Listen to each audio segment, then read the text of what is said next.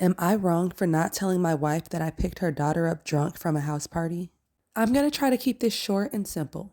I always tell my daughter and stepdaughter that if they're ever in a situation that they need to get out of, just call me and I'll drop whatever I'm doing and I'll pick them up with no questions asked and no judgments made.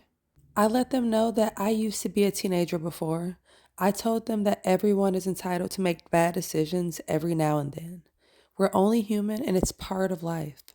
Last weekend, I got a call from my stepdaughter, 17.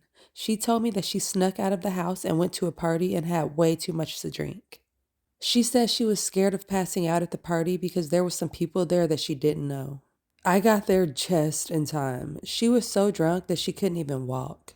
I had to pick her up and carry her to the car.